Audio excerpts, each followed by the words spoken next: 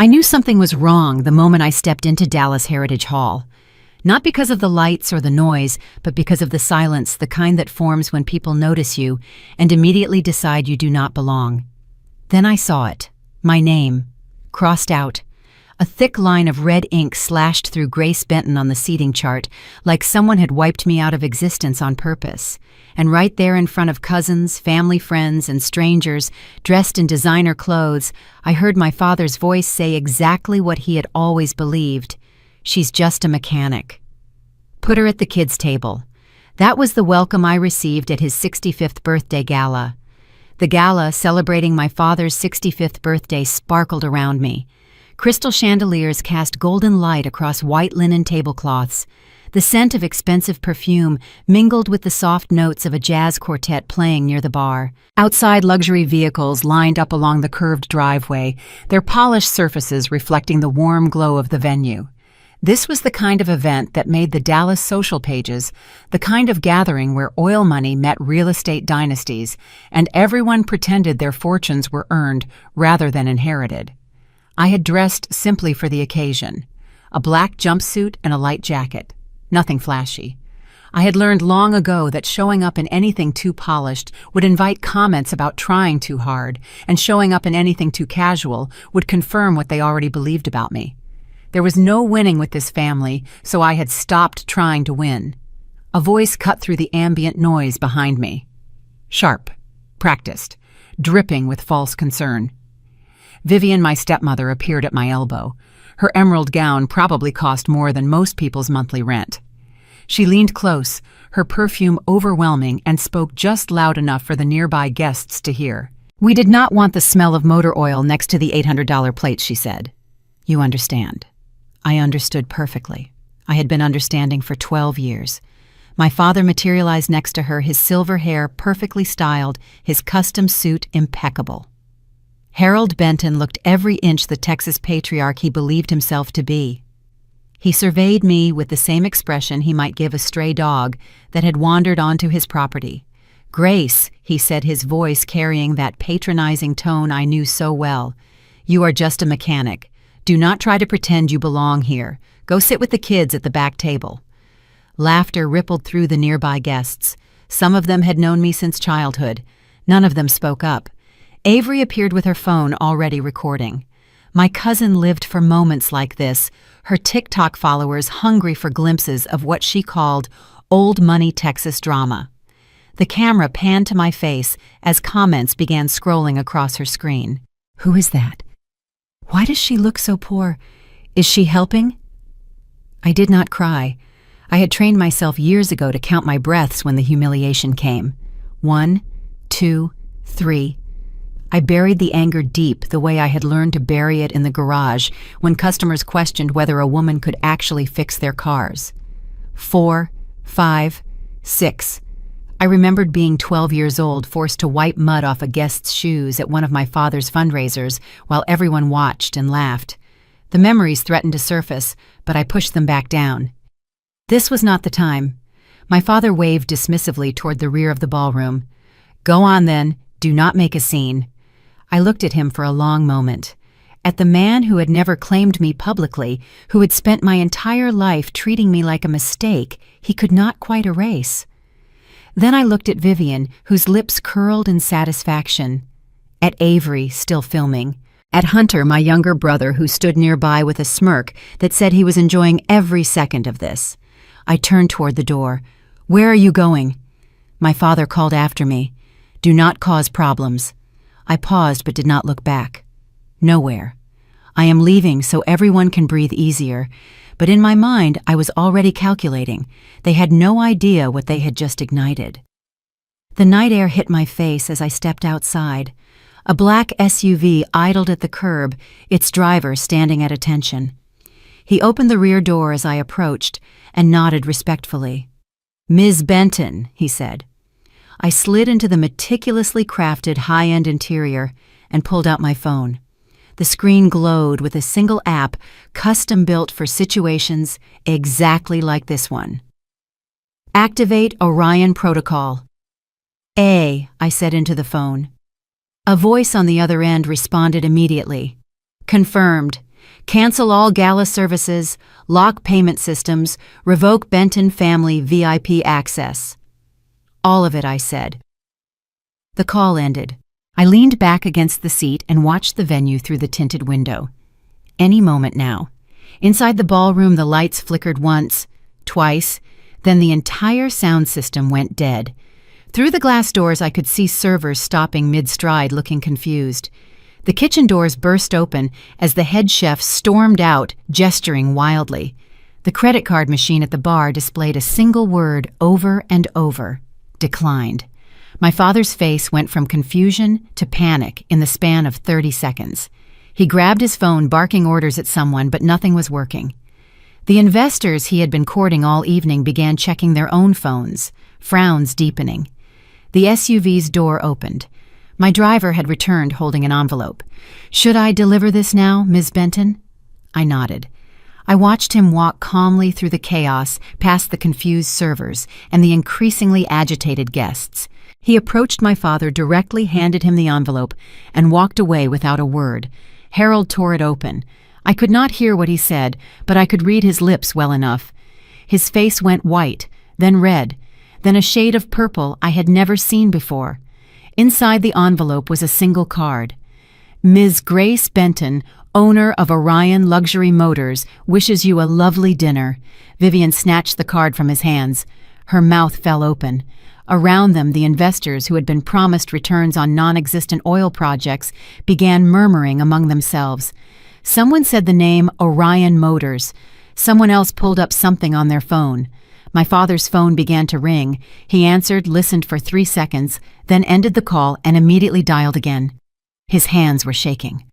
By the time my SUV pulled away from the curb, I had 43 missed calls from him, then 50, then 67. I smiled in the darkness of the car. "The dinner has just begun," I said to no one. This was not the first time he had crossed my name off a list, but it would be the last. The phone kept ringing. Harold Benton's name flashed across my screen over and over, each missed call a small victory I allowed myself to savor. I silenced it and turned to look out the window of the SUV as we glided through the Dallas night. The city lights stretched into long ribbons of gold and white, reflecting off glass towers and empty streets. Something about the way they blurred against the darkness pulled me backward in time. My father had not just erased my name from a seating chart tonight. He had erased me from the family long before this gala was ever planned. I closed my eyes and let the memories come. The Benton Ranch sprawled across 1,200 acres of prime Texas land. Rolling hills, championship horses, cattle that had been bred for generations. The locals called us royalty, and my father had done nothing to discourage that perception. Every 4th of July, he opened the property for a massive barbecue. Every Christmas, the ranch house glowed with enough lights to be seen from the highway. The Benton name meant something in our corner of the world, and Harold never let anyone forget it. I was the wrong kind of Benton from the very beginning. While my younger brother Hunter learned to ride horses and wave at potential investors from the back of a pickup truck, I spent my time underneath vehicles. I loved the smell of motor oil, the satisfying click of a bolt tightening perfectly, the way an engine would roar back to life after I figured out what was wrong with it. I understood machines in a way I never understood people. Machines were honest. They broke for reasons you could identify and fix. People were not so straightforward. My father hated everything about my interests. He would find me in the garage, grease on my hands and knees, and his face would twist with disgust. "Benton daughters do not destroy their appearance like this," he would say. "You need to act like a lady." What he meant was that I needed to act like something he could show off at parties, a quiet, polished accessory to the family name. Instead, I was a girl who could rebuild a carburetor faster than most of his ranch hands. I was 12 the first time I truly understood what I was to him. A fundraiser on the ranch, important guests from Houston and Austin, men with oil money and political connections. I had been told to stay out of sight, but I wandered into the garage area where the guests had parked their expensive vehicles. My father found me there examining the engine of a vintage Mustang. He grabbed my arm and pulled me toward a man in an expensive suit whose shoes were caked with mud from walking across the property. "Clean his shoes," my father said. I looked up at him confused. The guest laughed uncomfortably. "Just a little job for the help," my father explained, winking at the man. She is used to it." I knelt in the dirt and wiped the mud from a stranger's shoes while everyone watched. My hands were shaking not from cold, but from a searing, immediate shame that felt too large for my young body. That moment was not about the mud or the shoes. It was the chilling realization that my father viewed me as a tool to underscore his superiority, a joke he could tell to gain favor. The tears I held back that day were bitter, forging a hard, cold core inside me that the next 12 years would temper into steel. I learned then that my value was zero, a lesson that ironically became the fuel for everything I built. By 17, I had developed a plan. A technical school in Dallas offered a program in automotive engineering. It was not prestigious by Benton standards, but it was exactly what I wanted. I applied for a partial scholarship and spent weeks preparing my application essay about the intersection of mechanical design and emerging technology. I showed my father the acceptance letter with trembling hands, hoping that maybe he would see how hard I had worked. He read it once, then he tore it in half. "No one will marry a girl who fixes cars," he said. "You are embarrassing this family." Hunter had been watching from the doorway. He laughed as the pieces of my future fluttered to the floor. "You belong under cars, not in classrooms," he said. Something broke inside me that night. Not my spirit, though they probably hoped for that. Something else broke, the part of me that still wanted their approval. In its place, something harder began to grow. I was 18 when they threw me out. I had applied to the technical school again in secret this time. When the acceptance letter arrived, I hid it in my room, but Vivian found it while going through my things, something she did regularly to remind me that nothing in that house truly belonged to me. My father's rage was terrifying. He dragged my suitcase to the front door himself, throwing my belongings onto the gravel driveway. "Take the old truck," he said, hurling the keys at my feet. "Do not come back until you decide to live like a Benton." Vivian stood on the porch, arms crossed, her face arranged in an expression of righteous satisfaction. "When she accepts proper standards," she said, "I will consider opening the door." I left Benton Ranch that night in a 20-year-old pickup truck with a failing transmission and $200 to my name. I did not cry until I was 5 miles down the road. Then I pulled over and sobbed until my chest ached. That was the last time I looked back at the place I had once called home. The years that followed were brutal. I rented a room in a rundown building on the outskirts of Dallas and took a job at a small garage where the other mechanics were men 3 times my age who assumed I would fail. I proved them wrong within my first week, diagnosing a problem with a classic Mustang GT that had stumped them for days. Slowly, I built a reputation. Customers started asking for me by name. I learned to tune high-performance engines, to program electronic control units, to modify vehicles for the local racing community. I was surviving, but barely. Every dollar went toward rent, food, and the classes I took at night to finish my technical degree. My family never checked on me, not once. Occasionally, a distant relative would bring their car to the garage, expecting free service because we shared blood. They never asked how I was doing. They never mentioned that I had been thrown out like garbage. They simply collected their repaired vehicles and drove away without so much as a thank you. When I graduated from the technical program, I sent my father an invitation to the ceremony. His response came through Vivian's assistant. He does not attend graduation ceremonies for tradespeople. I kept that message for years, not because it hurt me anymore, but because it reminded me of who they truly were. The SUV's gentle motion brought me back to the present. My phone showed another 17 missed calls from my father. I scrolled past them without interest. He had never called me when I was struggling in that tiny apartment counting pennies to make rent. He had never called when I was working 16-hour days trying to prove myself in a world that constantly underestimated me. But now, 30 minutes after his perfect gala had collapsed around him, he suddenly needed me. "You think I am still that mechanic?" I whispered to the phone. "You have no idea what I became while you were not watching." The SUV driver glanced at me in the rearview mirror. "Where to, Ms. Benton?" "Take the scenic route," I said. "I want to enjoy the night air." A text message appeared on my phone from my assistant at Orion. "Protocol A complete. Awaiting instructions for Protocol B." I typed my response. "Stand by." Then I leaned my head against the cool glass and watched Dallas slide by outside the window. Tomorrow would bring the next phase. But tonight, I allowed myself to remember everything they had done to me, every slight, every dismissal, every moment they had made me feel worthless. They thought they knew who I was. They had no idea. The Dallas highway stretched out before us, its lights cutting through the darkness like promises waiting to be kept. I touched the Orion Motors logo on my keychain, running my thumb over its smooth surface. Such a small thing to represent everything I had built. They called me just a mechanic. But it was that garage, that grease-stained life they mocked, that had taught me how to survive. And eventually, how to thrive. After I left the Benton Ranch, I found work at a place called Martinez Auto in Fort Worth. It was a cramped shop with 3 bays owned by an aging mechanic named Eddie Martinez, who had forgotten more about engines than most people would ever learn. His other 2 employees were skeptical of a young woman joining their crew. "Girls cannot fix cars," one of them said on my first day. "You will probably screw in the bolts wrong." I did not argue with him. Instead, I asked Eddie if I could look at a Mustang GT that had been giving them trouble for 3 days. 40 minutes later, I had diagnosed a faulty crankshaft position sensor, replaced it, and had the engine purring like it was brand new.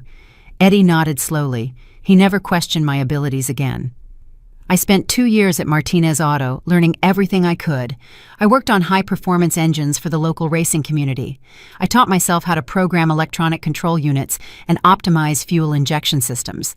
Customers started requesting me specifically. I was the best mechanic in the shop, and everyone knew it. But I wanted more than maintenance and repairs. I wanted to create. That opportunity came through a startup called StarTorque Electric. They were a small company trying to convert gas vehicles into high-performance electric machines. Their concept was revolutionary, but their execution was flawed. They offered me a position as a technician at a salary that barely covered my rent. I took it anyway. For 2 years, I slept on the floor of the workshop more nights than I could count. I studied their designs until 3 in the morning, teaching myself the engineering principles they assumed I did not understand. I watched their engineers struggle with software problems and hardware failures, taking mental notes on what they were doing wrong. One night, their entire system crashed. A critical error in the powertrain management software had corrupted the prototype's main computer. The engineers spent 4 days trying to fix it before admitting defeat. I asked if I could try. They laughed at first. Then they got desperate enough to let me attempt what they considered impossible. I fixed it in 18 hours. Not just patched it, but completely rebuilt the logic architecture from scratch. When the CEO tested the prototype the next morning, he stared at me like he was seeing me for the first time.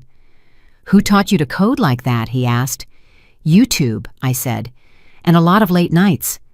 He promoted me to Chief Technology Officer within a month. It was a fancy title for a company that only employed 12 people, but it gave me access to everything. The designs, the patents, the investor pitches. I rebuilt their prototype from the ground up. I called the project GR1, my initials encoded into the vehicle that would eventually become the Orion X1. The car could accelerate from 0 to 60 in under 3 seconds. Its electric motor was quieter than anything else on the market. Its interior featured hand-stitched Italian fabric and trim, and an AI system I had programmed myself. Then the CEO made a terrible mistake. He had been gambling with company funds for months, and when the investors discovered the discrepancy in the books, StarTorque Electric began its rapid collapse. Creditors circled, employees quit. The prototype sat unfinished in a warehouse, while lawyers argued over who owned what. The board offered to sell me the entire company for a fraction of its potential value. They thought they were dumping worthless scraps onto someone too naive to know better. I emptied my savings account. I sold the old truck my father had thrown at me like garbage.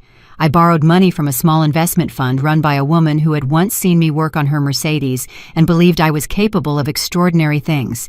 3 weeks later, I owned everything: the patents, the prototypes, the designs I had created during all those sleepless nights.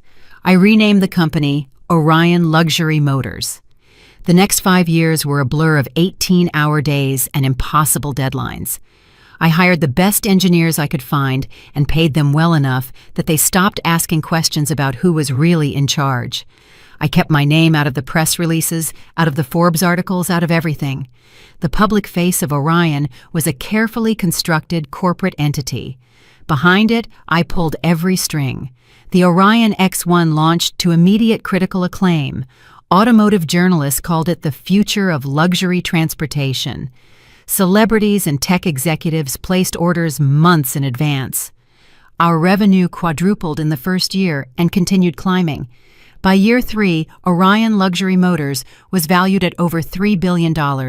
By year 5, we had contracts with private collectors, entertainment moguls, and even preliminary agreements with defense contractors interested in our silent engine technology. The world knew Orion as a mysterious success story. They did not know that its founder still drove an old pickup truck when she wanted to remember where she came from. My family remained completely oblivious. Hunter would brag to his friends about his pathetic older sister who worked in a dirty garage somewhere in Dallas. Vivian would tell her socialite circle that the family's only failure had fortunately removed herself from their presence. My father never mentioned me at all. When his invitation to the gala arrived, I almost threw it away without reading it. But then I saw the note he had included. Dress appropriately. Do not embarrass the family. I held that card for a long time, feeling its weight in my hands. 12 years of silence. 12 years of pretending I did not exist. And now he wanted me to show up and behave. Something cold and certain settled in my chest. I would attend, but not to make peace. The SUV stopped in front of Orion Motors headquarters. Glass and steel towers rose against the Dallas skyline, their windows reflecting the stars. Inside prototype vehicles gleamed under carefully designed lighting. Engineers worked through the night on projects that would reshape the automotive industry. I walked through the lobby, my heels clicking against the polished stone floor. Employees nodded respectfully as I passed. They knew me only as the founder, the architect of everything they worked on. None of them knew about the Benton Ranch or the girl who had been thrown out with nothing but an old truck and broken dreams. My assistant met me at the elevator. "Protocol B is ready," she said. "Financial freeze and identity reveal packages are prepared." I stepped into my office on the top floor. Through the floor-to-ceiling windows, Dallas spread out below me like a map of possibilities. "Activate Protocol B," I said. "Tonight is not just about the gala. Tonight is the night I take back my name." The screen on my desk lit up with a single message. Orion Protocol B. Financial freeze plus identity reveal prepared. I had spent 12 years building an empire in silence. Now it was time for my family to see exactly what they had thrown away. The Benton Ranch still looked impressive from the outside. White fences stretching toward the horizon, horses grazing in carefully maintained pastures, a main house that had been featured in architectural magazines for its blend of traditional Texas grandeur and modern luxury. But I knew what lay beneath the surface now. While I built Orion Motors from nothing, I had also built something else. An intelligence network. Corporate partnerships that gave me access to financial records most people could never see. Relationships with bankers and lawyers who trusted me with sensitive information because they knew I would never betray that trust. 6 months ago, I had started looking into my family's finances. What I found was devastating. The Benton Ranch was drowning in debt.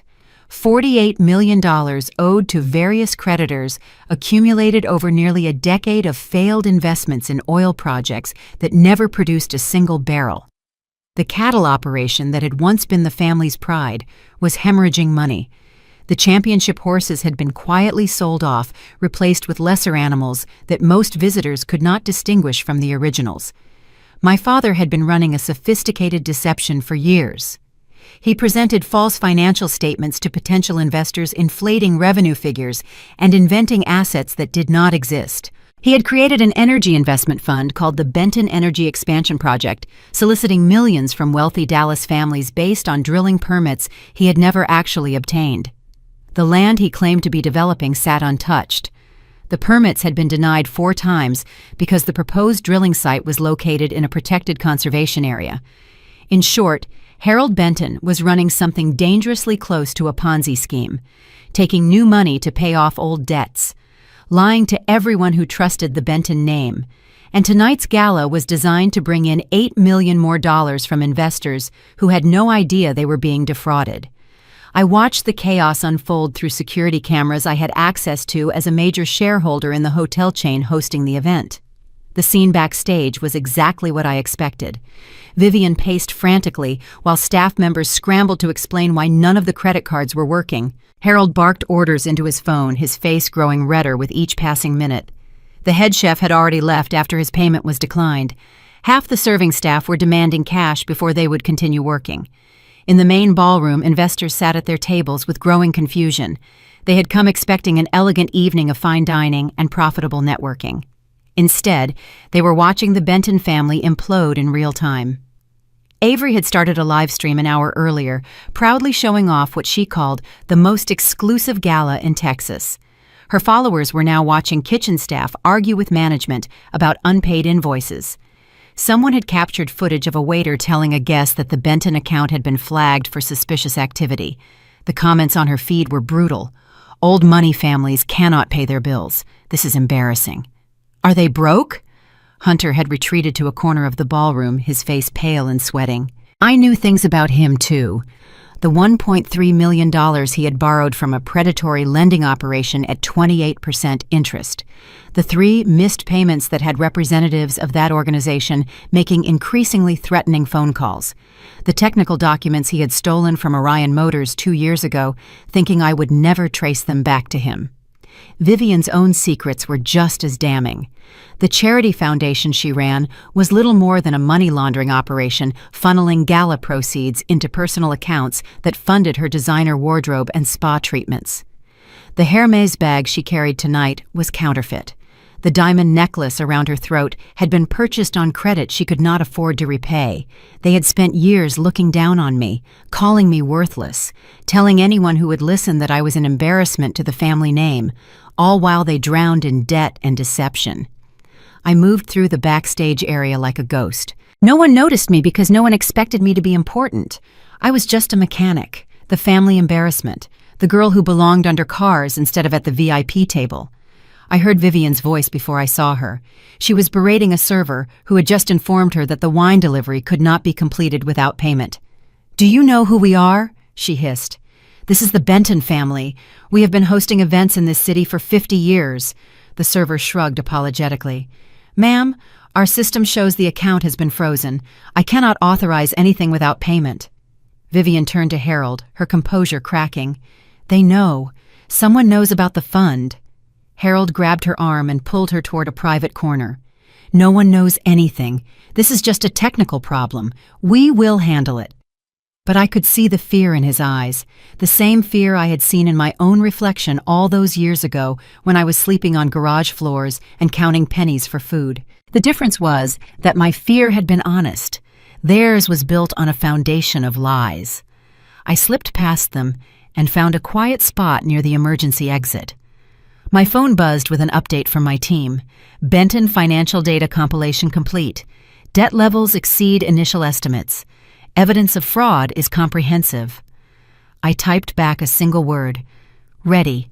They had called me worthless my entire life. They had thrown me out with nothing and never looked back. They had built their empire on deception while I built mine on innovation and hard work. Tonight, those 2 worlds would collide. I stepped out of the shadows and walked toward the main ballroom. The gala lights flickered overhead, unstable and struggling, just like the family that had organized this farce. Grace. I turned. Vivian stood a few feet away, her face a mask of barely contained panic. "What are you doing back here?" she demanded. "Your father told you to leave." I met her gaze steadily. "I came back to see the show." "What show?" I smiled. "The one where everything falls apart." Her eyes widened. She opened her mouth to say something else, but I was already walking away. Behind me, I heard her calling for Harold. There was genuine terror in her voice now. She should be afraid. This was just the beginning. The ballroom had descended into chaos. Waiters stood motionless near empty serving stations. The jazz quartet had packed up their instruments and left when their payment failed to process. Guests clustered in confused groups, checking their phones and whispering to each other. The temperature in the room seemed to have dropped despite the Texas heat outside. I watched from the shadows near the back entrance, satisfied but not yet finished. Protocol A had accomplished its immediate goals. Every service connected to the gala had been disrupted. The catering, the entertainment, the hotel's VIP amenities, all of it traced back to contractual relationships with Orion Motors that I had deliberately cultivated over the past 3 years. When I became a major investor in the Lone Star Grand Hotel chain, I made sure our agreements included provisions for emergency service suspension. The legal language was buried in dozens of pages of corporate contracts that most people never bothered to read. But I had written those clauses myself, knowing that someday they might prove useful. That day had arrived. My driver delivered the envelope exactly as instructed. I watched my father tear it open with shaking hands, watched his expression shift from confusion to disbelief to something approaching horror. The business card inside was simple. My name, my title, the Orion Motors logo. For the first time in his life, Harold Benton was looking at proof that his worthless daughter had become something he could not control. But Protocol A was only the beginning. I retreated to my SUV and opened my laptop. The screen displayed a dashboard of information that would have made most corporate intelligence teams envious. Bank records, credit reports, property assessments, email archives, all of it legally obtained through my business relationships and investment partnerships. I dialed my assistant at Orion headquarters. "Move to Protocol B," I said. "Execute the financial freeze." Her response was immediate. "Initiating now." Protocol B attacked on 3 fronts simultaneously. First, I revoked all service agreements between Orion Motors and Benton Industries. My company had been providing luxury vehicle maintenance for the Benton fleet as part of a larger corporate partnership. That partnership ended at 9:47 p.m. Second, I triggered a fraud alert through my contacts at First Texas Bank. The evidence I provided showed irregularities in the Benton Energy Expansion Fund that any competent investigator would recognize as criminal. The bank's compliance department responded by freezing the fund's operating accounts pending review. Third, I canceled every VIP privilege the Benton family had accumulated through their association with businesses I controlled or influenced. Their preferred parking lanes at 3 different hotels, their complimentary suite access at the Lone Star Grand, their courtesy memberships at 2 country clubs that relied on Orion Motors for fleet vehicles. In the span of 30 minutes, I dismantled the infrastructure of convenience that had allowed my family to present themselves as Texas royalty. Inside the ballroom, the consequences arrived in waves. A server approached Harold with a tablet displaying a message. I could not hear what was said, but I saw my father's face go white. Then he pulled out his phone and began making frantic calls that no one was answering. Vivian attempted to calm the guests with assurances that everything was fine, just a minor technical difficulty. But the investors had already started talking among themselves. Several of them had received alerts from their own banks about the Benton fund freeze. Mr. Benton. A tall man in an expensive suit approached my father. His name was Rodriguez, and he had contributed over $2 million to the energy fund 6 months ago. "Why is my bank telling me there is a fraud investigation?" Harold tried to maintain his composure. "There is no fraud investigation. This is clearly some kind of mistake. Then why are all your credit lines frozen?" The question hung in the air. Other guests had stopped talking to listen. "This is a technical issue," Harold insisted. "My daughter caused some problems earlier, and we are sorting it out." "Your daughter?" Rodriguez frowned. "The one you called a mechanic. She has some kind of vendetta," Harold said quickly. "She is not well, mentally unstable." I smiled in the darkness of my SUV. He was already trying to blame me for his own crimes. Rodriguez did not look convinced. He pulled out his phone and started typing. Around him, other investors did the same. Avery's live stream had become a disaster. She had intended to showcase the glamour of the Benton family, but instead was broadcasting their humiliation to thousands of viewers. Comments flooded her feed. Is this family actually broken? Why are they blaming their daughter? What is Orion Motors? Someone had done a quick internet search and posted the results. Orion Luxury Motors, $3 billion valuation, maker of the X1 supercar, CEO unknown. Avery stared at her phone with growing horror. She tried to end the stream, but the video had already been screen recorded and reposted across multiple platforms. I had not planned that particular consequence, but I appreciated its poetic justice. My phone buzzed with an update from my team. Protocol B complete. All target accounts are frozen. VIP access revoked. Service contracts terminated. I typed my response. Prepare Protocol C. Evidence compilation. Then I opened the door of my SUV and stepped out into the warm Texas night. It was time to go back inside. The security guards at the entrance recognized me from my earlier expulsion. One of them moved to block my path. "Ma'am, Mr. Benton asked that you leave the premises." I held up my phone, displaying a document that identified me as a major shareholder in the hotel chain. "I have a legal right to be in any public area of this property. Would you like me to call your management?" The guard hesitated. Then he stepped aside. I walked through the doors and into the chaos I had created. Harold saw me immediately, his face contorted with rage as he pushed through the crowd toward me. "You," he snarled. "You did this." I met his gaze calmly. "Did I do? You destroyed my gala. You froze my accounts. You." I raised an eyebrow. "I am just a mechanic. How could I possibly do any of those things?" For a moment, I thought he might actually strike me. His hand rose slightly before he caught himself.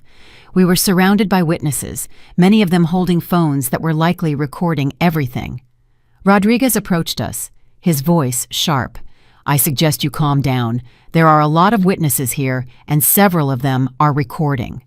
Harold stopped short, his chest heaving. "Get her out of here. She is not family. She has no right to be at this event. Actually, I said I do have rights here, several of them, in fact. But that is not why I came back. Then why Vivian demanded. To humiliate us, to gloat about whatever pathetic sabotage you think you accomplished." I looked at her steadily. "No, I came back to say something I should have said a long time ago." The room fell absolutely silent. The ballroom lights flickered uncertainly as I stepped back through the entrance. Half the chandeliers had dimmed to emergency power. The elegant atmosphere my father had spent months cultivating had dissolved into confusion and barely suppressed panic. I stood in the doorway for a moment, allowing my eyes to adjust. I had changed nothing about my appearance, but the silence that followed my arrival was immediate and profound, setting me apart from the chaos. I walked slowly toward the center of the ballroom, letting every footstep echo against the darkened stone floor. The guests parted before me like water around a stone. Vivian noticed me first. Her face went through 3 distinct emotions in rapid succession: surprise, anger, fear. "She is back," she hissed to Harold. That ungrateful girl came back. My father turned, and I watched years of carefully practiced composure evaporate in an instant. "Who gave you permission to return?" he demanded, his voice carrying across the silent room. "Who let you back in here?" "I came back to watch," I said finally. "The show is just getting interesting." Harold's face reddened. "Show? What a show! You think this is funny? You have destroyed months of planning." "No." I stopped about 10 feet from him. "I think it is finally honest." A murmur rippled through the crowd. Rodriguez moved closer, his arms crossed, watching the confrontation with undisguised interest. Vivian pushed forward, her voice dripping with contempt. "You do not belong here. You have never belonged here. You are just a dirty mechanic who cannot accept her place." I tilted my head slightly. "My place? What exactly is my place, Vivian? Certainly not among respectable people." She gestured at my simple black jumpsuit with obvious disdain. "Look at you. You probably came here straight from some greasy garage." "Actually," I said calmly, "I came from an executive meeting, but I appreciate your concern about my wardrobe." Something in my tone made her hesitate. The guests around us had stopped pretending to have private conversations. Everyone was listening now. Avery appeared at Vivian's elbow, her phone raised. She was live streaming again, apparently unable to resist documenting the confrontation. "This is the girl who ruined our family gala," Avery announced to her audience. "Can you believe she had the nerve to come back?" Comments began scrolling across her screen. I caught a few of them. "Why is she so calm? She does not look like a mechanic. Who is she really? I looked directly at Avery's camera. You might want to turn that off before you broadcast something you cannot take back. Avery laughed nervously. Like what? Your sad attempt to crash our party. Like the truth about how your family has been running a fraudulent investment fund for the past 3 years. The words hung in the air. For a moment, no one moved. Then Harold charged toward me, his composure completely shattered. You are lying, Little. You do not know anything. You are just a bitter, ungrateful child. Mr. Benton. Rodriguez stepped between us, his voice sharp. I suggest you calm down. There are a lot of witnesses here, and several of them are recording. Harold stopped short, his chest heaving. Get her out of here. She is not family. She has no right to be at this event. Actually, I said I do have rights here. Several of them, in fact. But that is not why I came back. Then why Vivian demanded. To humiliate us. To gloat about whatever pathetic sabotage you think you accomplished. I looked at her steadily. No. I came back to say something I should have said a long time ago. The room fell absolutely silent. I took a breath and let 12 years of suppressed anger and pain crystallize into words. I am not a member of the Benton family, I said clearly. I never have been. Harold snorted. Finally something we agree on. But I kept talking as if he had not spoken. I was never included in family photographs, never acknowledged at public events, never given a place at the table during holidays or celebrations. When people asked about the Benton children, my father always said he had one son. He never mentioned a daughter. That is because you were an embarrassment, Vivian snapped. You refused to act like a proper young woman. You chose to wallow in engine grease instead of... I interrupted, to do the only thing I was good at. And you punished me for it every single day of my childhood. The crowd shifted uncomfortably. This was not the kind of drama they had expected when they accepted invitations to a luxury gala. I continued, my voice steady, despite the memories threatening to overwhelm me. When I was 12, my father made me clean a guest's shoes in front of a crowd of investors. When I was 17, he tore up my college acceptance letter because he did not approve of my career choice. When I was 18, he threw me out of the house in the middle of winter with nothing but an old truck and the clothes on my back. Grace Harold started. I did not stop. For 12 years, I built a life on my own. No help from you, no support from any member of this family. I worked 18-hour days. I slept on garage floors. I earned every single thing I have through my own effort and intelligence. This is pathetic, Hunter had reappeared from wherever he had been hiding. You crashed Dad's birthday party to tell everyone how unfair your life was. Nobody cares. I turned to face him. Hello, Hunter. How is that $1.3 million loan working out for you? The one from the organization that has been threatening to break your legs if you miss another payment. His face went white. How do you know about that? I know a lot of things, I said. I know about the drilling permits that were never approved. I know about the inflated financial statements that were sent to investors. I know about the emails where your parents discussed how to deceive the people in this room. You are lying, Vivian shrieked. Harold, make her stop. But Harold had gone very quiet. He was staring at me with an expression I had never seen before on his face. Fear. Who are you? He whispered. I smiled. That is the question, is it not? Before I could say more, a commotion at the entrance drew everyone's attention. A man in an expensive suit was pushing through the crowd, heading straight for me. Ms. Benton. He nodded respectfully. I apologize for the delay. I recognized him immediately. Chad, my head of financial operations at Orion Motors. No apology necessary, I said. Your timing is perfect. Harold stepped forward aggressively. Who is this? What is going on? Chad positioned himself between Harold and me, his presence calm but unmistakably protective. Mr. Benton, I represent Orion Motors. I would advise you to maintain a respectful distance from our principal. Your principal. Harold looked confused. What does Orion Motors have to do with any of this? I held up my hand before Chad could respond. That is enough for now. Rodriguez stepped closer, his eyes narrowing. Wait, why would Orion Motors send a representative to protect you? Who are you to them? I met his gaze steadily. That, Mr. Rodriguez, is a conversation for another time. The ballroom speaker system crackled to life, interrupting our confrontation. We apologize for the inconvenience. A recorded voice echoed through the space. Due to unforeseen circumstances, this event will be concluding early. Please proceed to the exits in an orderly fashion. Harold whirled around looking for someone to blame. Who authorized that? Who is controlling my gala? I turned and walked toward the elevator, Chad falling into step beside me. Grace, my father shouted after me. Grace, stop. We are not finished. I paused at the elevator doors and looked back at the ruins of his celebration. You are right, I said quietly. We are not finished, not even close. The elevator doors closed on his furious, terrified face. The elevator deposited us on the 23rd floor. Through the floor-to-ceiling windows, Dallas glittered like a circuit board, all precise lights and ordered streets.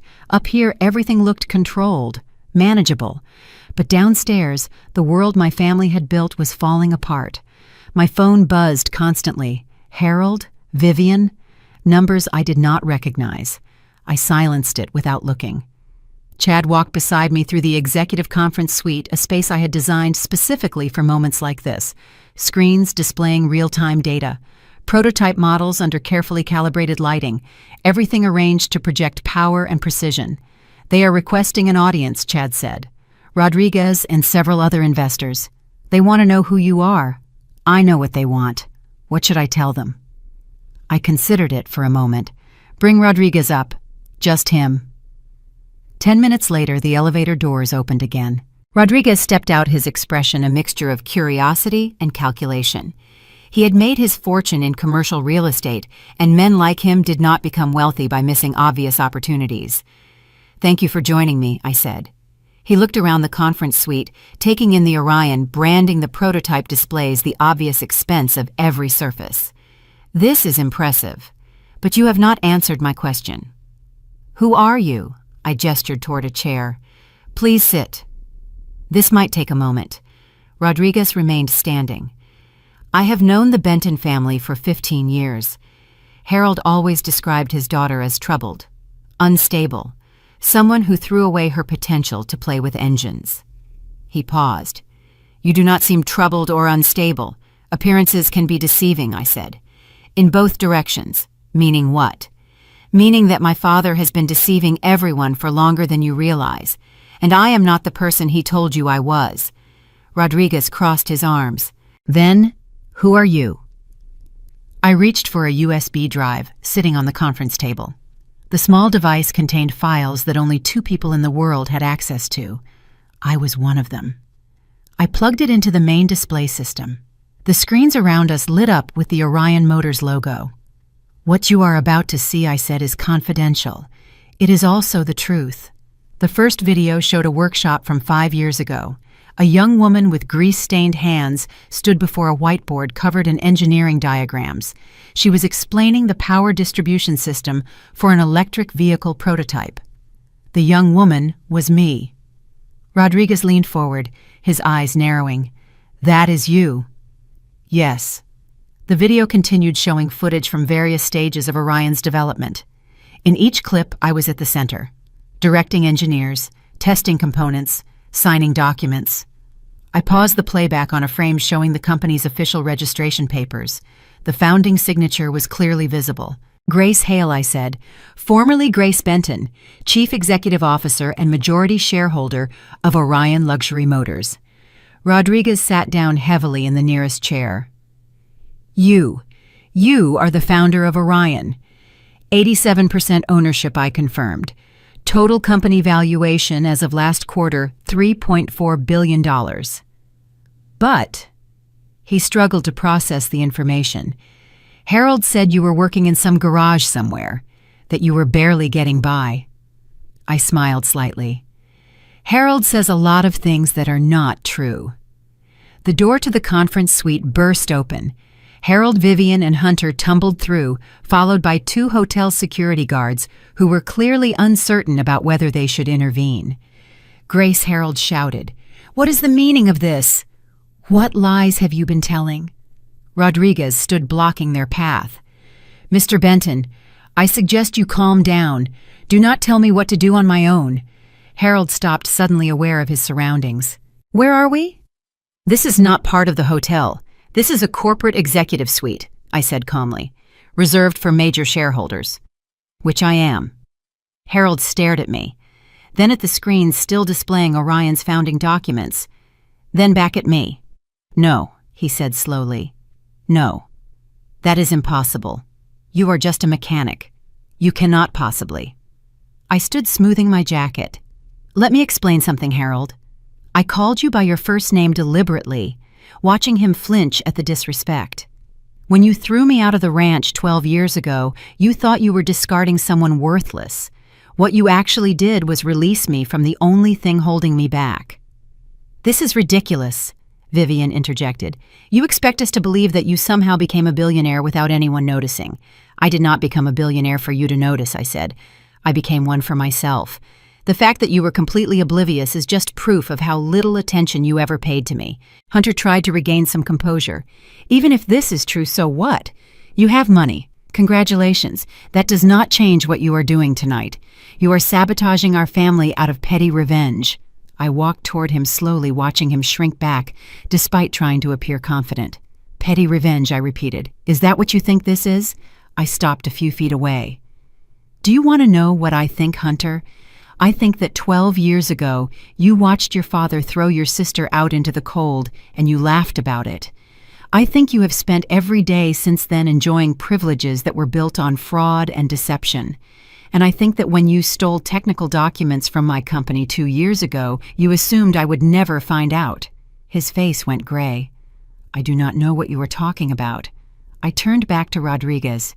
"The evidence I mentioned earlier, about the fraudulent investment fund. I have compiled comprehensive documentation, bank records, emails, financial statements that prove intentional misrepresentation." Rodriguez nodded slowly. "I want to see everything." Harold stepped forward desperately. "Grace, wait. Whatever you think you know, we can discuss this. As a family." I looked at him, the man who had never acknowledged me in public, who had made me clean strangers' shoes for his amusement, who had torn up my acceptance letter and thrown me away like garbage. "You are not my family," I said quietly. "You never were." Then I turned to the screens and pulled up a new set of documents. "Let me show you what the Benton family really looks like when you examine their finances." The next hour was devastating. I walked Rodriguez through every piece of evidence. The fake drilling permits, the inflated revenue projections, the emails where Harold and Vivian discussed how to deceive their investors.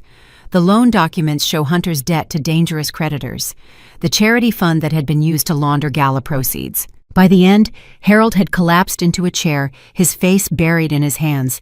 Vivian was weeping openly. Hunter stood motionless, staring at the screens as if hoping they might spontaneously combust. Rodriguez made 3 phone calls during my presentation. By the time I finished, he had already contacted his attorney and 2 other major investors. "I want my money back," he said to Harold, "all of it, and if I do not get it, I will be filing charges." "You cannot." Harold started. "I can and I will." Rodriguez moved toward the elevator. "I trusted you because of your family name. That was clearly a mistake."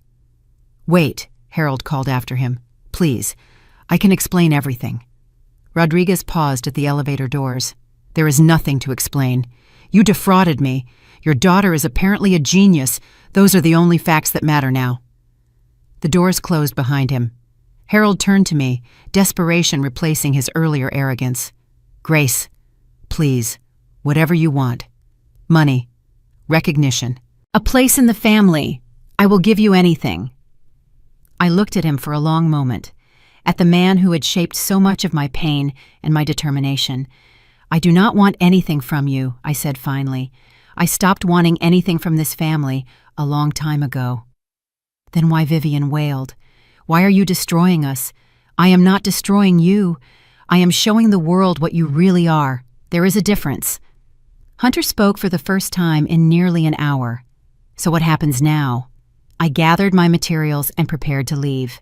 "Now the truth is out. What happens next is up to the people you defrauded. You cannot prove fraud," Harold said, grasping at straws. "It is your word against ours." I smiled. "Actually, I have documented evidence of every fraudulent transaction your company has made in the past 5 years. I am sending it to the SEC, the IRS, and the Texas Financial Crimes Unit tomorrow morning." His face went completely white.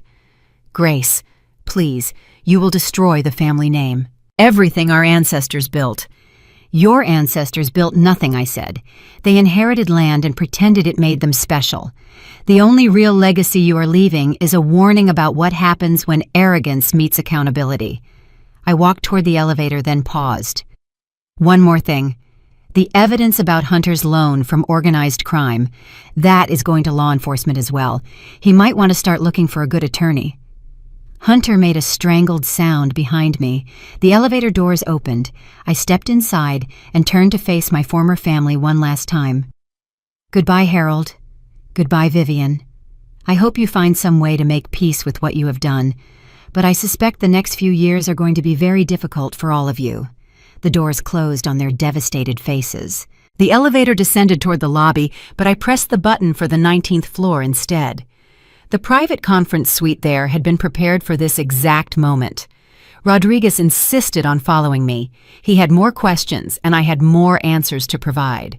The other investors could wait. The 19th floor suite was smaller than the executive space above, but no less impressive.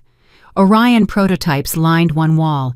Engineering awards and patents decorated another. Everything here told a story of innovation and excellence. I need to understand, Rodriguez said as he settled into a premium leather chair. You built all of this from nothing, while your family thought you were working in some backwater garage. Not nothing, I corrected. I had skills, knowledge, determination. What I did not have was anyone who believed in me. Someone must have invested. $3 billion does not materialize from thin air. I nodded. There were people along the way who saw potential when my family saw only failure. A woman who ran a small investment fund. An engineer who recognized my designs were years ahead of the competition. But the initial capital came from selling everything I had, including the old truck my father threw at me when he expelled me from the ranch. Rodriguez shook his head slowly. Harold always said you were bitter, damaged, that you could not handle the responsibilities of being a Benton. Being a Benton meant being complicit in fraud, I said. I chose a different path. The elevator chimed and Chad stepped out. Behind him came Harold, Vivian, and Hunter, escorted by hotel security, who had clearly been instructed to bring them whether they wanted to come or not. What is this? Harold demanded. You cannot hold us here. No one is holding you, I said. But I thought you might want to see the rest of the presentation before you make any decisions about your next steps. What presentation? Vivian asked, her voice trembling. I gestured toward the display screens, the full story of how your mechanic daughter became one of the most successful automotive executives in the country. The screens came alive with video footage and documents. I had spent months compiling this record, knowing that someday it might be needed. The first segment showed my early days at Martinez Auto, grainy security camera footage of a young woman working under a vintage Mustang while older men watched skeptically.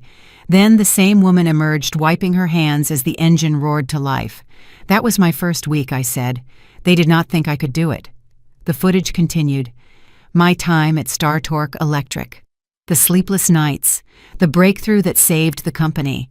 The moment I was promoted to Chief Technology Officer. Then came the pivot point, the company's collapse due to executive mismanagement, the desperate sale to anyone willing to take on the debt, my decision to buy everything with borrowed money and my own savings. I watched my family's faces as the story unfolded. Harold looked like he was watching a horror film. Vivian's mascara had completely dissolved. Hunter had not moved in several minutes.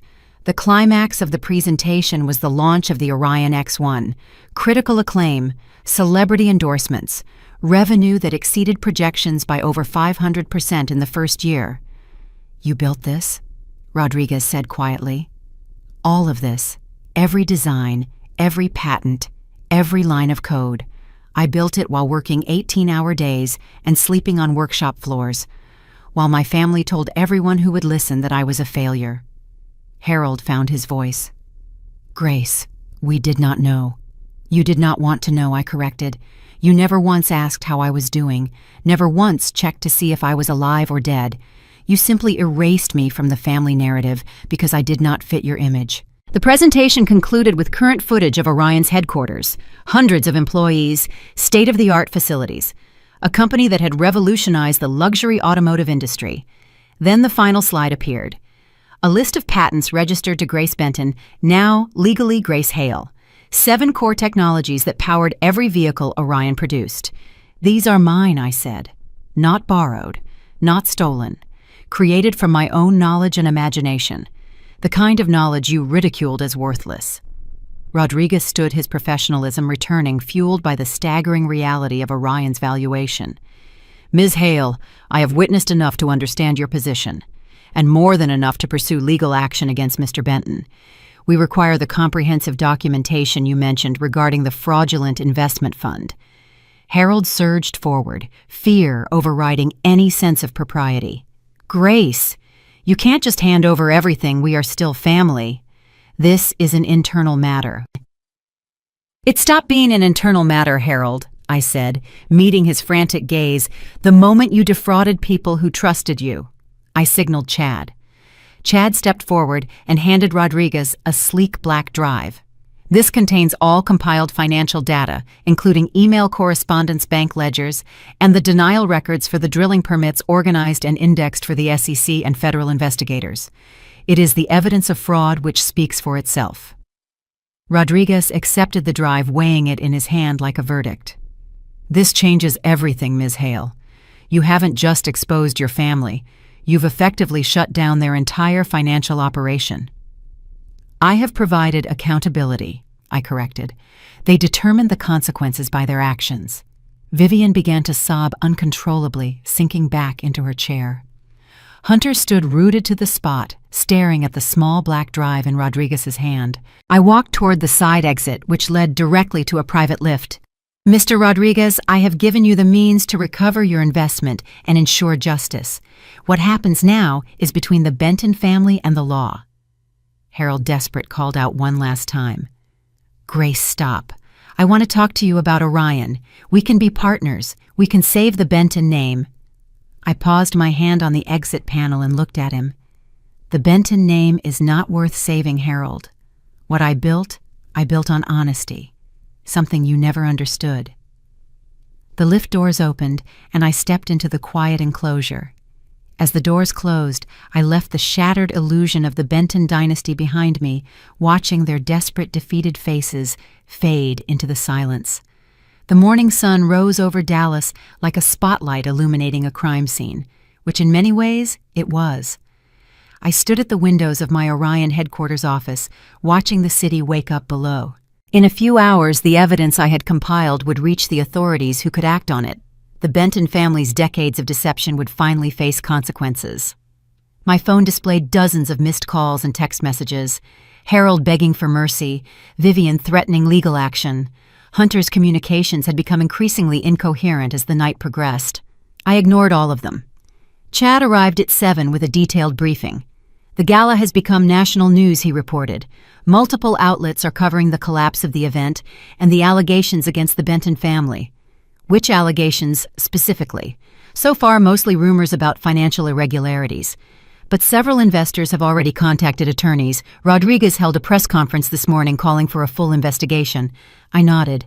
And the evidence packages, ready for delivery, SEC, IRS, and Texas Financial Crimes Unit, all formatted according to their submission requirements. Send them. The next few hours unfolded with mechanical precision. Each government agency received comprehensive documentation of the Benton family's fraudulent activities.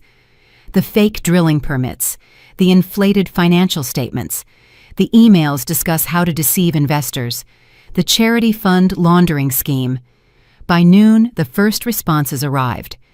The Texas Financial Crimes Unit announced an emergency investigation into the Benton Energy Expansion Fund. The SEC confirmed receipt of materials related to securities fraud allegations. The IRS opened a tax evasion case based on documented discrepancies in reported income versus actual revenue. At 2 o'clock, federal marshals arrived at the Benton Ranch with a warrant to freeze all assets pending investigation. I watched the coverage from my office, feeling surprisingly little satisfaction. This was not about revenge anymore. It was about justice. About ensuring that the people who had defrauded investors, evaded taxes, and deceived the public would finally face accountability. My phone rang. An unknown number. I answered. Grace Hale. Ms. Hale, this is Agent Morrison with the FBI Financial Crimes Division. We received your submission this morning. I wanted to thank you for the comprehensive documentation. You are welcome. We will likely need your testimony as the investigation progresses. Would you be willing to cooperate? Of course. Whatever you need. One more thing. The agent paused. The evidence regarding Hunter Benton's connections to organized crime. That is being handled by a separate division. They may be reaching out as well. I understand. The call ended. I set down my phone and returned my attention to the windows. Below, the city continued its daily rhythm. People going to work, running errands, living their lives. Most of them had never heard of the Benton family and probably never would. The drama that had consumed my life for 12 years was just a footnote in the larger story of Dallas. But for me, it was the ending of one chapter and the beginning of another. My assistant knocked on the door. Ms. Hale, there is someone here to see you. She says her name is Margaret Chen. She represents the Benton Family Foundation. I frowned. The foundation was Vivian's charity, the one that had been laundering money. What could they possibly want sent her in? Margaret Chen was a small woman in her 50s, with the careful appearance of someone who had spent decades navigating institutional politics. She entered my office with a folder clutched to her chest. Ms. Hale, thank you for seeing me. What can I do for you, Ms. Chen? She took a deep breath. I have worked for the Benton Foundation for 8 years.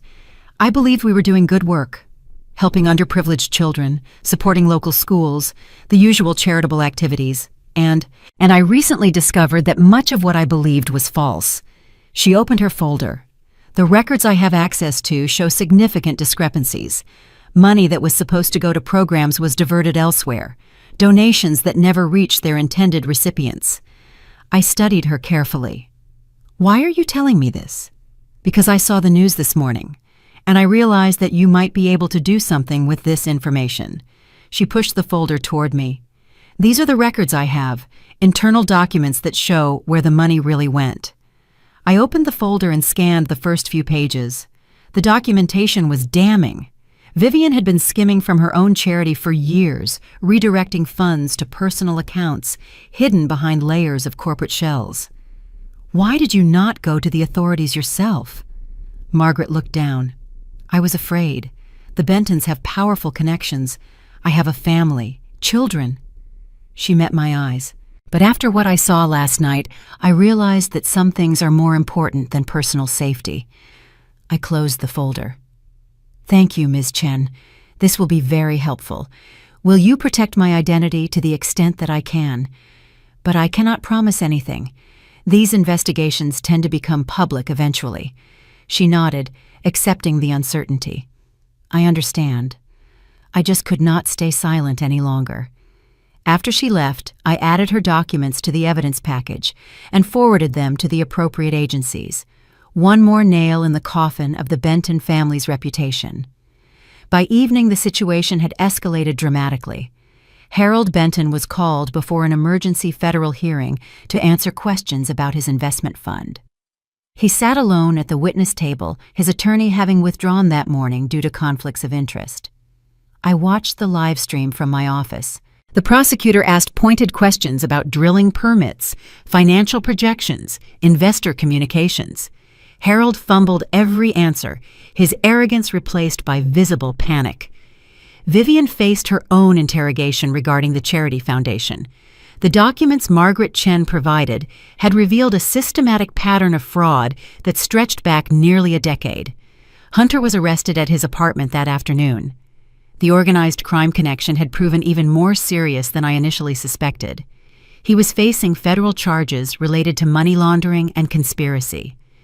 As the sun set over Dallas, I finally allowed myself to feel something other than focused determination. I had spent 12 years building a life separate from the family that had rejected me. Everything I accomplished was earned through my own effort and intelligence. But some part of me had always wondered if they were right, if I really was worthless, if my success was somehow accidental or temporary. Now, watching them face the consequences of their choices, I understood something important. I had not destroyed them. They had destroyed themselves. I had simply made sure the truth came out. My phone buzzed with a text from Chad. Protocol D complete. All evidence delivered. Investigation proceedings began. I typed back a simple response. Thank you. Then I turned off my phone and sat in the darkness of my office, watching the lights of Dallas flicker to life below. Tomorrow will bring new challenges, new decisions. But tonight I allowed myself a moment of peace. The past was finally settling its accounts. Rodriguez requested another meeting the following morning. This time he was not alone. The conference room on the 23rd floor held nearly a dozen investors, all of whom had contributed significant capital to the Benton Energy Expansion Fund. All of whom had spent the previous 24 hours realizing they had been defrauded. I entered the room to find them already seated, their expressions ranging from anger to confusion to grudging respect. "Thank you all for coming," I said, taking my place at the head of the table. Rodriguez spoke first. "Ms. Hale, before we discuss anything else, I need to know the full truth about your relationship to Orion Motors. You showed me the founding documents yesterday, but the company's public filings list the ownership as a consortium of investment entities. Your name does not appear anywhere." I nodded. That was intentional. When I started Orion, I had specific reasons for keeping my identity private. What reasons? I looked around the table, meeting each person's eyes in turn. These were successful people. They had built fortunes through careful analysis and calculated risk. They would understand strategic thinking even if they did not approve of the deception. "My father," I said carefully, "made it his mission to ensure that everyone in Dallas knew his daughter was a failure. When I started building Orion, I understood that his narrative could destroy my company before it had a chance to succeed. So you hid," one of the other investors said. "I protected my business? I corrected it. There is a difference between hiding and strategic positioning." Rodriguez leaned forward. "But why reveal yourself now? After 12 years of successful concealment, why choose last night? Because the opportunity presented itself. My family's fraud was going to be exposed regardless of my involvement. I simply accelerated the timeline and ensured that the right people received the right information. And the sabotage of the Gala. That was your doing. I controlled certain business relationships that affected the event's operations. I exercised those controls at a strategically appropriate moment." A woman at the far end of the table spoke up. Sarah Mitchell, according to the nameplate in front of her. She had contributed over $3 million to the Benton Fund. "Ms. Hale, I appreciate the sophisticated business strategy, but I am still trying to understand the scope of your involvement with Orion Motors. Are you a majority shareholder? A board member? What exactly is your position?" I stood and walked to the display screen at the front of the room. The USB drive from yesterday still contained files that would answer her question definitively. "I am the founder of Orion Luxury Motors," I said, pulling up the first document. "I designed the core technology that powers every vehicle we produce. I wrote the software that controls our autonomous driving systems. I hold primary patents on 7 critical innovations that have been licensed to major automotive manufacturers worldwide." The document scrolled across the screen. Patent registrations, engineering specifications, corporate founding papers, all of them bearing my signature. "I also own 87% of the company's outstanding shares," I continued. "The remaining 13% is distributed among early investors and key employees. No other individual or entity holds a position comparable to mine." The room fell silent. "You are saying," Rodriguez said slowly, "that you personally control a $3 billion company?" "Yes. And you built all of this while your family told everyone you were working in a garage somewhere. I built all of this because my family told everyone I was working in a garage somewhere. The deception I chose was a response to the deception they created. The difference is that mine was legal." Sarah Mitchell shook her head. "This is extraordinary. I have been investing in Texas businesses for 30 years. I have never seen anything like this." I returned to my seat. "What I have shown you is the truth about who I am and what I have accomplished. The question now is what happens next." Rodriguez nodded. The Benton situation is going to become a significant legal proceeding. Several of us are considering civil action to recover our investments. Your testimony could be valuable. I am willing to cooperate with any legal proceedings that seek justice for the people who were defrauded, I said. I will not participate in anything designed purely for punitive purposes. Meaning that I am not interested in destroying my former family beyond what is necessary to address their crimes. I want accountability, not annihilation. The investors exchanged glances.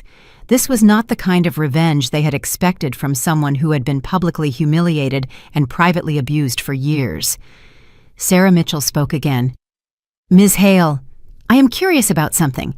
You clearly had the resources to expose your family at any time during the past several years. Why wait until now? I considered the question carefully.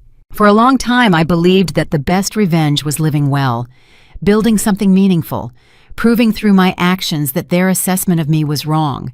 And something changed.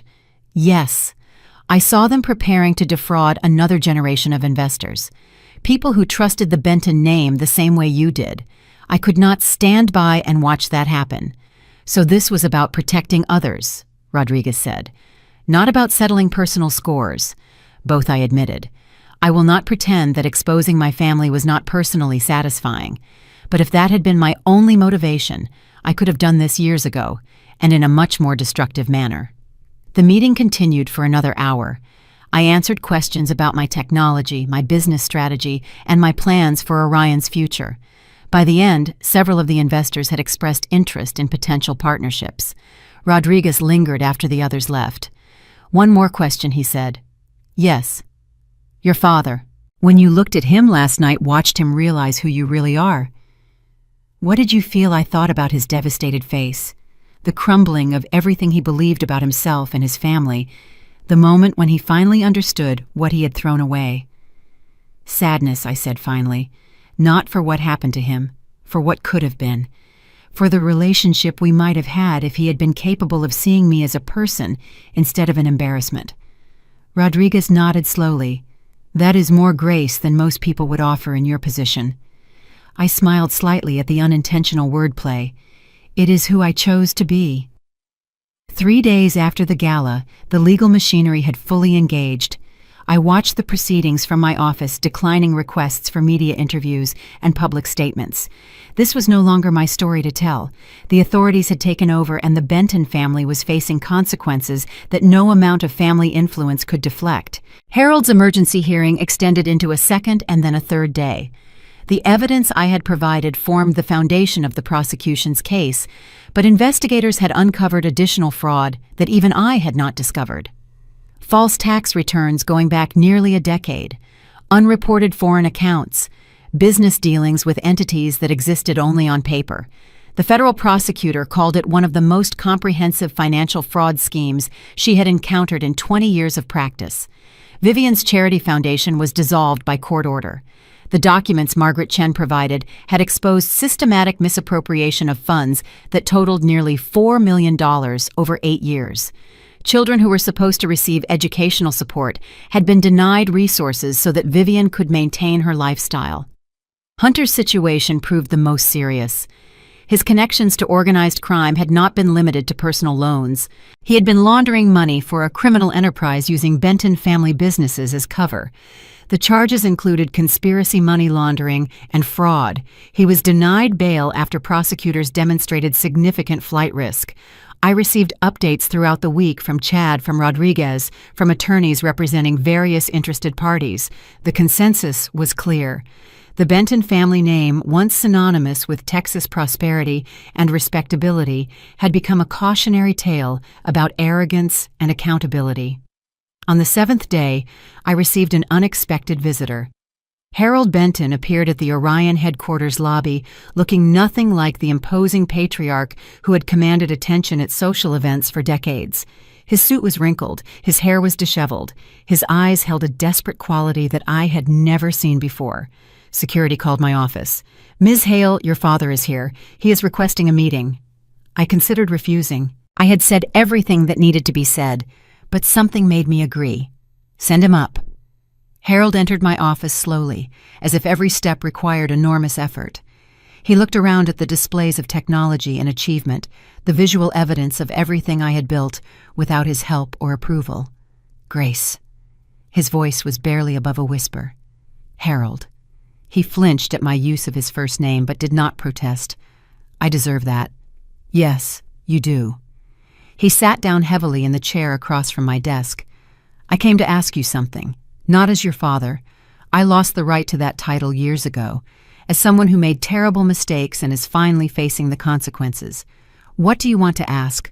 Why did you not destroy us completely? He met my eyes, and I saw genuine confusion beneath the desperation. You had the power, the resources, the justification. You could have erased the Benton name entirely. Instead, you turned over evidence to the authorities and stepped back. Why I considered the question? Because I am not you. What does that mean? It means that I do not believe in revenge for its own sake. What I did was ensure that the truth came out. The consequences you are facing now are the result of your choices, not mine. Harold shook his head slowly. The money is gone. The ranch will be sold to cover legal fees and restitution. Vivian is facing criminal charges. Hunter may spend years in prison. I know. And you feel nothing. I feel many things, I said quietly. I feel sad for the family we could have been. I feel relieved that the deception is finally over. I feel satisfied that justice is being served, but I do not feel the kind of vindictive pleasure you seem to expect. He was silent for a long moment, then he spoke again, his voice breaking. I am sorry, Grace, for everything, for not seeing you, for not believing in you, for throwing you away like you were worthless. I was wrong about all of it.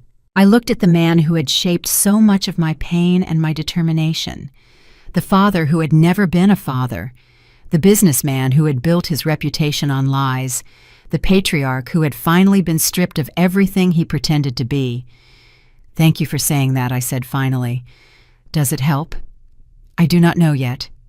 We sat in silence for several minutes. Outside the windows, Dallas continued its daily rhythm, indifferent to the private drama unfolding in my office. What happens now? Harold asked eventually. That depends on the courts. I cannot influence the proceedings even if I wanted to. The evidence speaks for itself. I meant what happens with us. Is there any possibility of... He trailed off, unable to complete the sentence. I thought about 12 years of absence, the nights I spent alone in my tiny apartment wondering if anyone would notice if I simply disappeared, the birthdays and holidays that passed without acknowledgement, the countless small cruelties that had accumulated into something much larger. I do not know, I said honestly. The damage is extensive. It may be beyond repair. Harold nodded, accepting my answer. I understand. He rose slowly from his chair. For what it is worth, I am proud of you. Not because of the money or the success, because you survived what we did to you and became someone remarkable. I watched him walk toward the door, diminished and defeated, but somehow more human than I had ever seen him. Harold. He paused. The formal legal proceedings will take months, probably years. If you want to have real conversations during that time, conversations without lawyers or expectations, I would be willing to consider it. He turned back, surprise evident on his face. Really? No promises, no guarantees, just a willingness to talk. He nodded slowly. I would like that. Then we will see. The door closed behind him. I sat alone in my office processing the conversation. Something had shifted, though I could not quite identify what. Outside, the sun was setting over Dallas. Another day ending. Another chapter closing. But the story was not finished yet. 6 months passed. The legal proceedings against the Benton family concluded with the outcomes that the evidence demanded. Harold received a 6-year federal sentence for securities fraud and tax evasion. Vivian was placed under house arrest and barred from any charitable work for the rest of her life. Hunter's organized crime connections resulted in a 15-year sentence, though good behavior might reduce that significantly. The Benton Ranch was sold at auction. A technology company purchased the property and announced plans to convert it into a corporate retreat center. The white fences and championship horses were gone, replaced by plans for conference facilities and innovation labs. I did not attend the auction. Some closures do not require physical presence. In the aftermath of everything, I found myself changing in unexpected ways. The determination that had driven me for 12 years softened into something more peaceful. I had spent so long proving my worth that I had forgotten what it felt like to simply exist without constantly defending my right to be. I moved to Miami, not permanently, but for an extended project that had been forming in my mind since the night of the Gala, something that would give meaning to everything I had experienced and everything I had built. The Grace Hale Technical Academy opened 6 months after the legal proceedings concluded. It occupied a renovated warehouse near the waterfront filled with automotive equipment, computer stations, and workshop space. Every student was a young woman from an underprivileged background. Every curriculum was designed to provide real-world skills in engineering, technology, and entrepreneurship. On the wall of the main workshop, I hung a photograph of my old pickup truck, the one Harold had thrown at me like garbage, the one that had carried me away from the ranch and toward everything I would eventually become. Students asked about the picture sometimes. That was where I started, I would tell them. Everything else grew from there. The academy grew quickly. Graduates found positions at automotive companies, technology firms, engineering consultancies. Several started their own businesses using skills they had learned in our programs. The success stories multiplied. I received a letter from Harold 3 months into my time in Miami. It was written by hand on prison stationery, simple and direct. Grace, I think about you every day. Not the successful businesswoman who testified against me, but the little girl who used to hide in the garage because she felt safer with engines than with people. I should have protected that girl. Instead, I tried to destroy her. That is my greatest shame. I do not expect forgiveness. I do not deserve it. But I want you to know that watching you become who you are taught me something about what really matters. Strength is not about controlling others. It is about building something meaningful despite the obstacles. I hope you find peace, real peace, the kind that does not require anyone else's approval. Your father, I read the letter several times. The anger I expected to feel did not arrive. Instead, there was only a quiet sadness for the relationship we had never had and never would. I wrote back a brief response acknowledging his words without offering absolution. Some wounds heal slowly, some never heal completely, but the absence of healing does not require the presence of hatred. A year after the Gala, I returned to Dallas for a press conference. Orion Motors was announcing a new initiative, a scholarship program for students from the Grace Hale Technical Academy who demonstrated exceptional promise. The company would fund their education at any engineering school in the country. Reporters asked questions about my journey, my family, my motivations. I answered honestly, but briefly. The story had been told. What mattered now was the future. After the press conference, I walked alone through downtown Dallas. The city had changed since my childhood, grown taller and more cosmopolitan, but the Texas sky remained the same endless blue that I remembered from the ranch. I thought about all the versions of myself that had existed over the years. The frightened girl hiding in garages, the determined young woman sleeping on workshop floors, the anonymous founder building an empire in secret. The daughter is finally facing her family with the truth.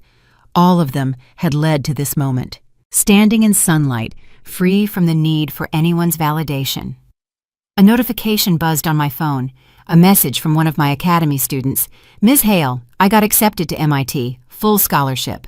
I would never have believed this was possible a year ago. Thank you for showing me what I could become. I smiled and typed back a response. You showed yourself. I just provided the tools. The sun was warm on my face as I walked back toward my car. In a few hours, I would fly back to Miami and continue the work that had become my purpose, building something meaningful, helping others discover their own potential, creating a legacy that had nothing to do with family names or inherited wealth.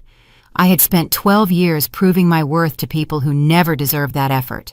The next 12 would be different. They would be about proving something to myself, that I was more than the sum of my wounds, that success means nothing without purpose, that the best revenge is not destruction, but transformation. The past had settled its accounts. The future was waiting. I was finally ready to see it. If my story has resonated with you, if you have ever been underestimated or dismissed or made to feel worthless, I hope you remember this. Your value is not determined by the people who fail to see it. It is determined by who you choose to become when no one is watching.